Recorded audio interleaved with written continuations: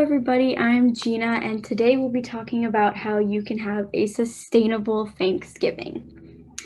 So first, we're going to be talking about sustainable food systems, and as you can see in this photo on the right, a food system is all of the components of the cycle of that your food takes to get to you. So it starts with food production on farms and goes through distribution and buying it in stores, and then finally to your plate. So our current food system in the United States has some issues, and we'll talk about them on this slide. Our food system is focused on producing as much food as we can because we're trying to achieve food security where everybody has access to food. But because of this production-focused food system, it has negative impacts on both the environment and on nutrition. And we can see that through these statistics. One of them from the CDC says that 42% of adults were obese in 2017 to 2018. And from the USDA, it says that in 2019, 35.2 million people lived in food insecure households. So as you can see, it's not meeting the needs to fight food insecurity, and it's also causing issues with nutrition. On another note, the World Wildlife Fund says that 1/3 of all food worldwide goes to waste. That's another fault of our food system. Specifically in the US, we are the global leader in food waste, as up to 40% of our food here gets wasted instead of just 33%. So in order to meet the Paris Agreement targets that have been set for the world, our global food system needs to feed 3 billion additional people with net zero emissions by 2050. So our food system, especially in the US, has a lot of faults, and it's not going to be able to provide for us well and sustainably in the future. Speaking about the effects that it has on the environment, there are many. One of them is the habitat and biodiversity lost when land is taken to be used for agriculture. There's also degradation of agricultural lands because of the practices of industrial farming. The soil on these industrial farms gets degraded. This happens at about 10 million hectares or 24.7 million acres of agricultural land a year. In addition, there's a lot of water pollution because of the runoff of chemicals like pesticides or herbicides or fungicides, and also from the animal waste, the large amount of animal waste that occurs on things like food lots.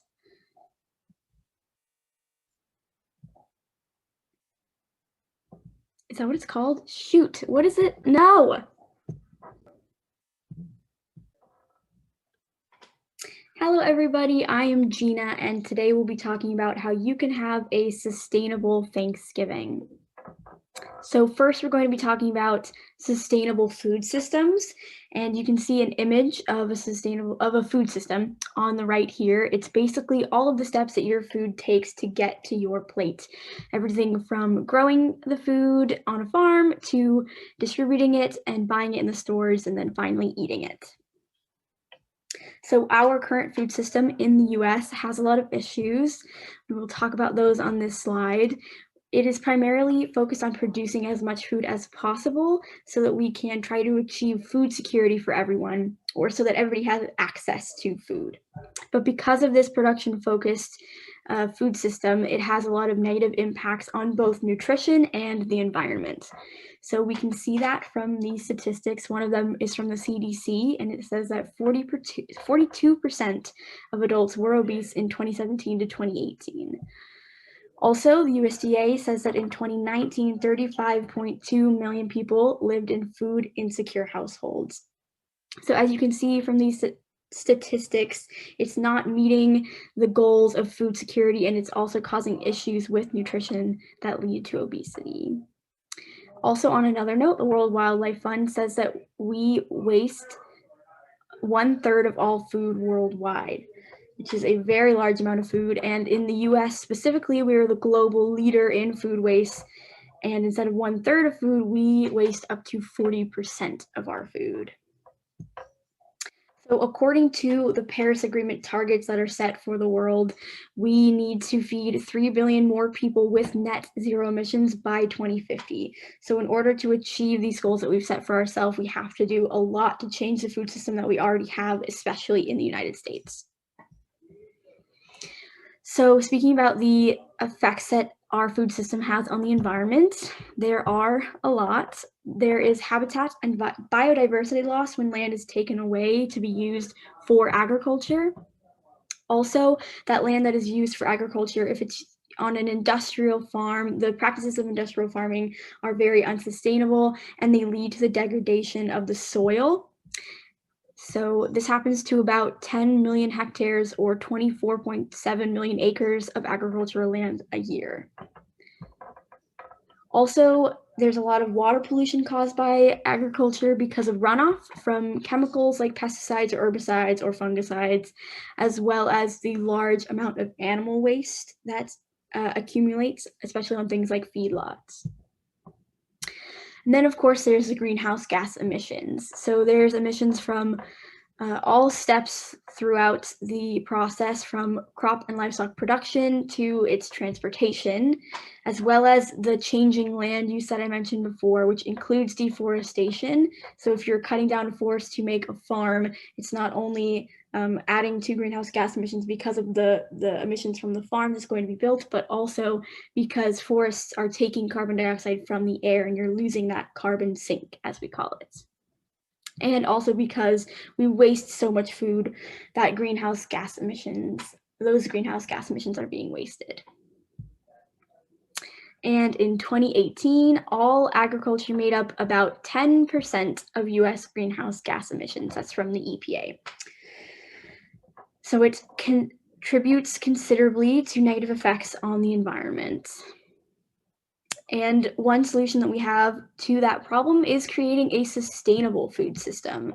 So a sustainable food system is a normal food system where it's trying to provide food security for everyone and nutrition, but it's doing it in a way that is sustainable, not only environmentally, but also economically and socially. Sustainable food systems are important to the environmental movement because they're featured in things like the Green New Deal, as well as the Sustainable Development Goals that have been set. The components of a sustainable food system include, first of all, sustainable agricultural practices, and then sustainable food distribution systems, followed by a sustainable diet by the individual, and finally, trying to reduce the food waste that we have. So first, we'll talk about those first 2 points, agriculture and distribution. Those are some of our large-scale solutions to an unsustainable food system. We are going to talk about sustainable agriculture.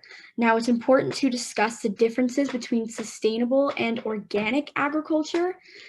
Sustainable agriculture is not always organic, and organic agriculture is not always sustainable. So what that means is that there's a set of organic standards that farmers have to meet in order to be considered organic, but those farmers do not always try to achieve other sustainable goals on their farms, and farms that are focused on being sustainable are not always focused on certain requirements that the organic farmers need.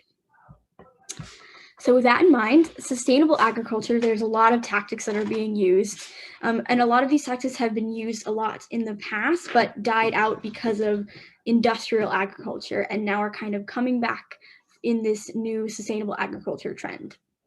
So the first thing that we have here is integrating crops and livestock. This is basically just having crops and livestock on the same farm so that you wouldn't have to ship in the food for the animals or the manure for the crops. You'd have it all in one spot. There's also integrated pest management, also known as IPM, and this basically tries to keep pest populations under control while minimizing the use of synthetic pesticides. So this includes mechanical controls, which is physically trying to prevent the pests from getting to the crops with things like traps. And then there's also biological controls, which include beneficial insects that eat the pests. So after trying both of those, mechanical controls and biological controls, then a sustainable farmer would turn to minimal amounts of synthetic pesticides. There's also agroforestry, which means mixing trees and shrubs in with your crops, and this can protect the plants and animals, soil, and water. It can also, if you're growing fruit trees, it can also contribute to the income of the farm. So there's a lot of different tactics that are used to combat soil degradation. One of those is crop rotation, which is cycling the crops that you would plant in an area, and another is intercropping, which is planting multiple crops in one area. Both of these would improve the soil health by restoring the nutrients to the soil, and it can also help with pest control. There's also cover crops, which are planted during the off season, which basically help keep the soil, help prevent it from being vulnerable to erosion by keeping the topsoil in with its roots. And there's also reducing or eliminating tilling or plowing, which also helps reduce soil degradation. As far as irrigation, drip irrigation is one of the best ways that you can irrigate crops. It's basically when you send water through pipes that have small holes in them so that the water drips onto the roots of the crop slowly. And compared to a traditional sprinkler irrigation system, drip irrigation can save anywhere from 30 to 70% of water that would have otherwise evaporated or run off. There's also, along with all of these tactics that I've listed, there's some new kind of creative ways that people are coming up with to farm sustainably. One of these examples is vertical farming, which you can see on the picture over here on the right. It's basically just different layers of crops trying to fit as many into one space as possible and not use up so much land. So moving on to having a sustainable distribution system, the best way to do this is to have a local distribution system, but there are some things that larger scale distribution systems can do to be more sustainable. These include upgrading storage facilities with things like making them well insulated, having fast closing doors, motion sensor LEDs, and using renewable energy sources. Also, in regards to transportation, a lot of companies are trying to become more sustainable by setting up new routing systems that minimize their trips and minimize their gas usage, as well as something you can do is switching from trucks to trains and from planes to ships. Those are better in terms of their emissions. So those are some of the large scale things. In this next section, we're going to be talking about more personal actions that you can do to help create a sustainable food system. So the first thing we'll talk about is buying food. So there are a lot of different things that you can do to improve the way that you buy food. One of those is buying locally and seasonally. And Thanksgiving is a seasonal holiday after all, so this is a perfect time to try that out. Buying locally and seasonally uses less transportation, so that means less carbon emissions and also less preservatives because it doesn't have to travel as far. So some stats on that is that conventionally grown food travels about 1,500 miles to get to your plate, compared with local food, which would only have to travel about 50 miles. And conventionally grown food uses anywhere from 4 to 17 times more fuel and emits 5 to 17 times more CO2 than local food does.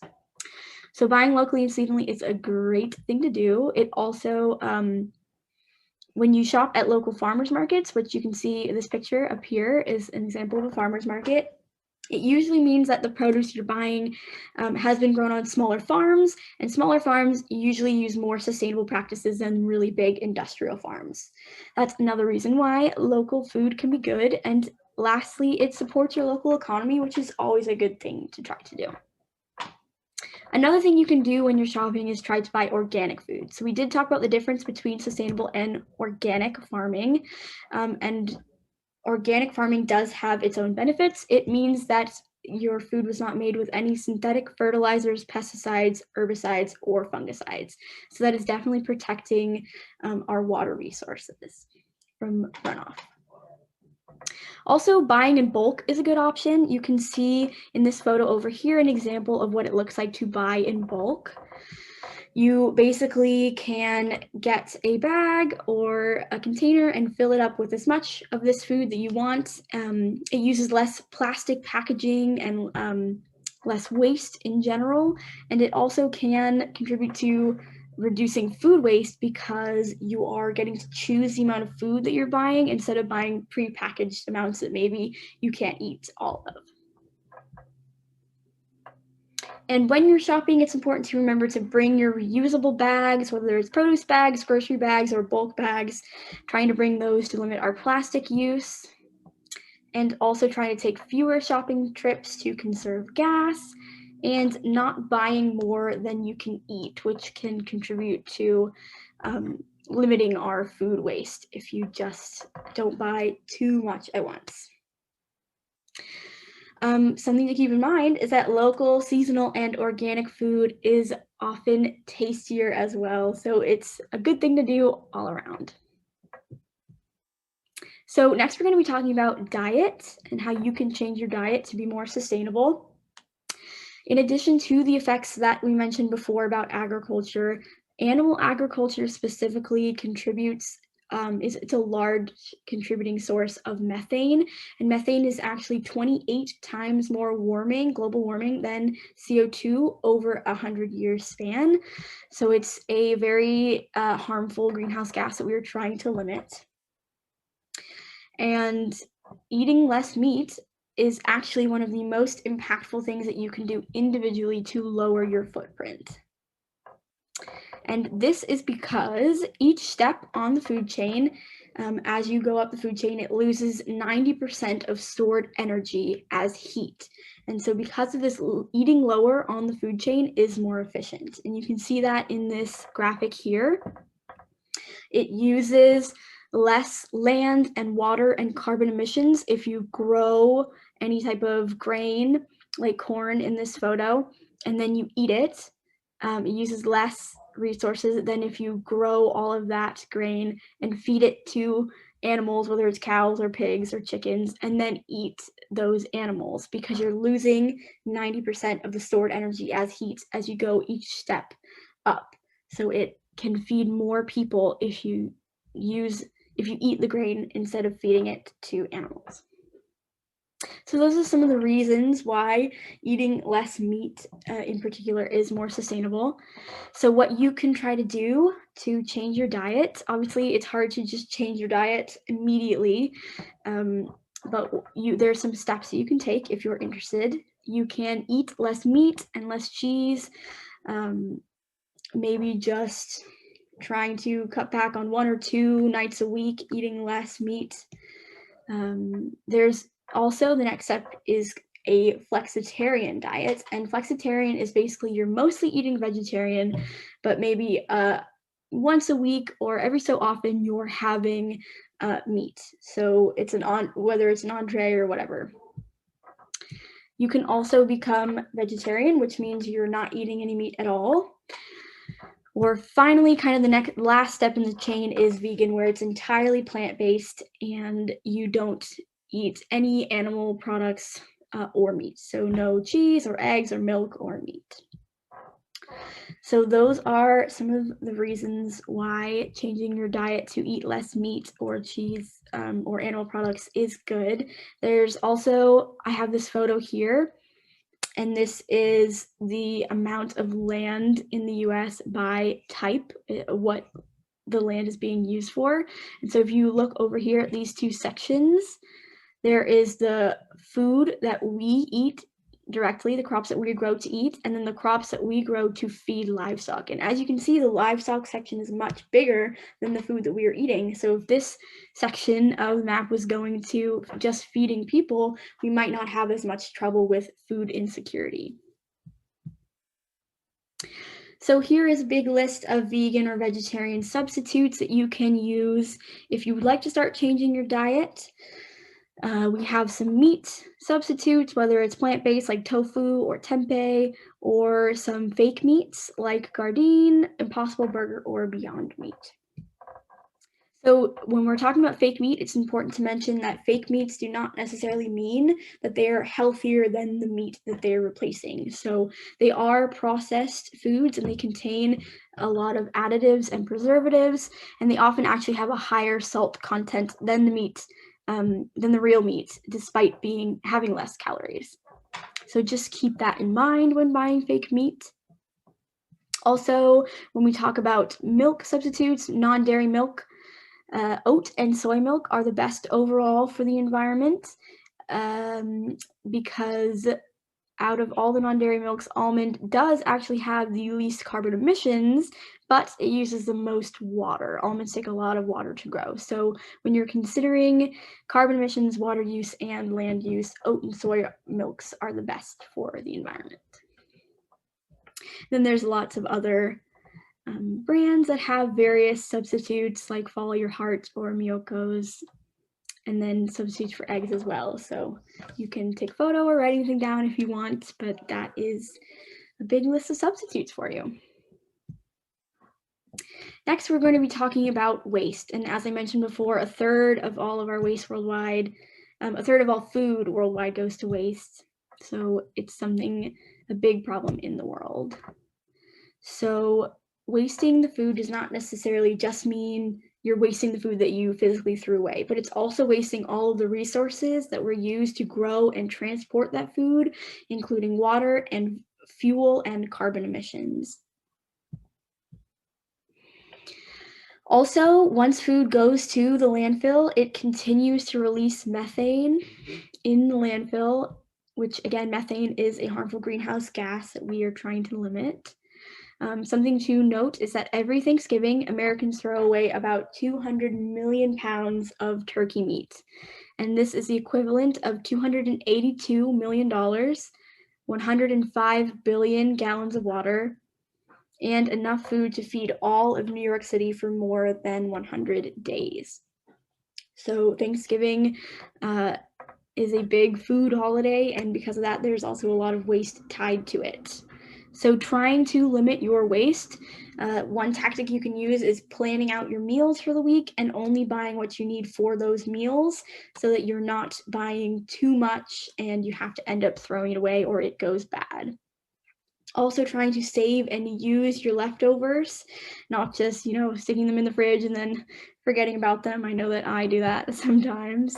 Also, if you have food scraps that you don't want to save for leftovers, you can compost them, which is always a good option. So now that we've talked about some large-scale solutions and some personal actions, we're going to be talking specifically about what you can do on Thanksgiving to try to be more sustainable. So first, of course, we have to talk about the turkey. It is the quintessential Thanksgiving gift, but it doesn't have to be. So just some base stats about this is that Americans ate 46 million turkeys on Thanksgiving Day in 2011, and this equals 500 million pounds of CO2 from production and 900,000 barrels of oil to produce as well as transport these turkeys. So it is obviously better to not go for a turkey, but it is a tradition, and so we understand if you want to continue that tradition. So if you do choose to get a turkey, it is important to keep in mind to try to use the whole animal. You can make a soup with the bones afterwards and repurpose the leftovers, but whatever you're doing, try to use the whole animal. Also, maybe cook a smaller turkey so that you don't have so much leftovers to begin with. So just a turkey that is kind of the perfect size for the company that you're having. Also, it's important to check the food labels when you're buying turkey or really any food.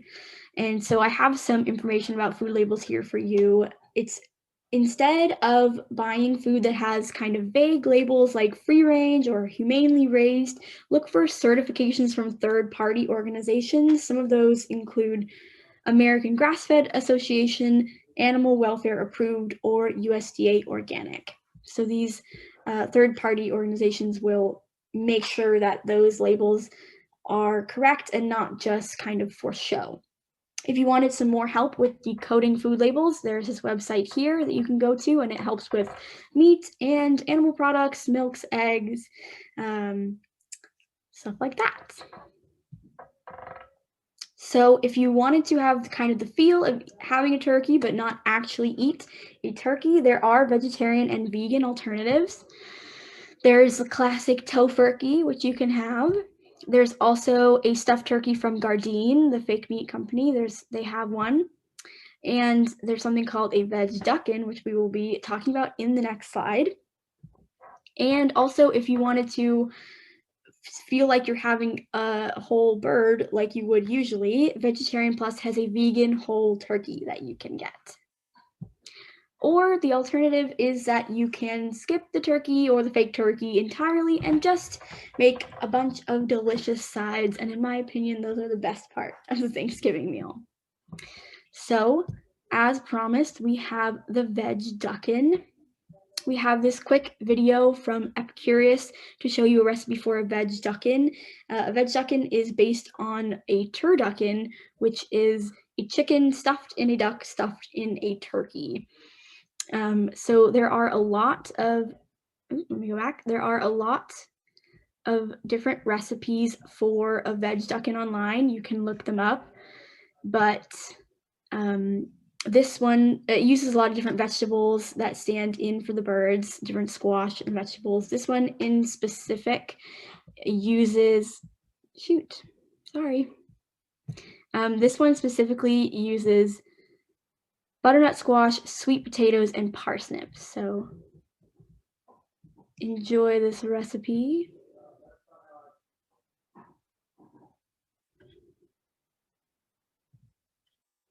So as you can see, they take out the filling of all these different squashes and vegetables, but they're going to use it later so that they try to minimize their waste.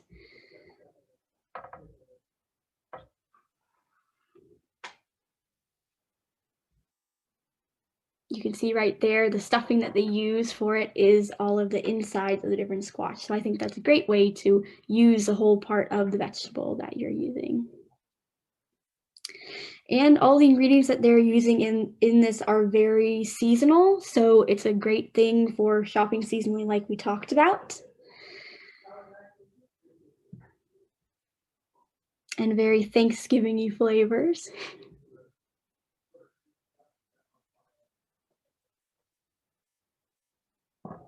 Not to mention, this is just a beautiful centerpiece that could work and replace the turkey, like we were saying. It's very pretty and looks delicious. Okay, so there is the Veg Duckin. Feel free to look that up if you want to try it yourself. So now we're going to be talking about everything else except for the turkey, all the sides and appetizers and desserts. So the good news is that a lot of the classic Thanksgiving meals are already vegetarian. Things like mashed potatoes, green beans, corn, squash, cranberry sauce, or pumpkin pie, these are all vegetarian, and they can be made vegan with butter, milk, and egg substitutes. Also, stuffing and gravy, which are not traditionally vegetarian, if you use vegetable stock when making them, they become vegetarian. So instead of using the meat drippings or putting it in the turkey, you can use vegetable stock. And then there's also a bunch of fun ideas for sides on Thanksgiving that I looked up. Some of the ones that I found include mashed potato croquettes, carrot dogs in a blanket, cauliflower or butternut squash steaks, roasted zucchini lasagna, falafel mushroom roast, portobello and poblano enchiladas, wild mushroom noodle soup, carrot pancakes, and sunflower seed, pumpkin, farro, or butternut squash risotto. Sorry about that. So yes, there's lots of different options of recipes. I found them at these websites over here. The top two are vegetarian options and the bottom two are vegan. So if you wanted to look up, there's tons of recipes online, these and a bunch of others. So now we're going to be talking about kind of setting and clearing the table. It's important for Thanksgiving and really all the time is to use reusable. So reusable napkins, reusable plates, glasses, utensils, all of that is really good to limit our plastic waste. And if you don't have enough, maybe for Thanksgiving, if you have a big crowd over, maybe try having your guests bring their own dishes. And it's kind of a fun way to get all of the dishes that you need. Also, it's important to try to avoid waste by not making so much food that no one's ever going to be able to eat it all, and then you end up having to throw it away. Speaking of that, don't throw away your leftovers. You can save them and use them. You can send them home with your guests. You can donate them to food pantries or soup kitchens near you. And then there's also a lot of really fun leftover recipes that you can find online, especially for Thanksgiving food. Some that I thought were delicious sounding was some cranberry brie bites, which is pastry, and then some brie and cranberry sauce. So it's a good way to get rid of that extra cranberry sauce if you have it. And then any roasted vegetables or turkey or fake turkey you can put in sandwiches, pastas, omelets, or frittatas. There's lots of different leftover recipes online that you can look up to kind of revamp the food that you have. And then if there's some food scraps that you are not able to save as leftovers, you can compost them, although not meat or cheese. And you can use them as organic fertilizer for your garden, so you can help your plants grow. So now is the time when I kind of talk about the sentimental aspect of Thanksgiving, and that is that the most important part of Thanksgiving isn't any of the dishes that you make or eat, the turkey or the stuffing, but it's the fact that you're celebrating it with the people that you love, your friends and family. So it doesn't really matter what you end up eating on Thanksgiving. You don't have to have all of the traditional foods. You can really have whatever you want. And it would be a meaningful Thanksgiving. Also, while sustainability is important, that's what this presentation was about, it doesn't mean that you have to put sustainability above everything else when it comes to Thanksgiving. You can just try to do at least one more sustainable thing than you did last year, and that is helping. So, yeah. With that in mind, we challenge you to keep these suggestions in mind in your Thanksgiving coming up and any future Thanksgiving that you have. Also, if you're watching this before the week of Thanksgiving, we have a Green Fast Challenge that week of Thanksgiving where we're challenging everybody to adopt at least one sustainable practice for a week and post about it on social media. So this would be a great way to try out these suggestions that we gave you. So if you want any updates on that or just to see what we're up to, you can follow us on Facebook, Twitter, and Instagram at OC Habitats, and we will see you there. Thanks for watching.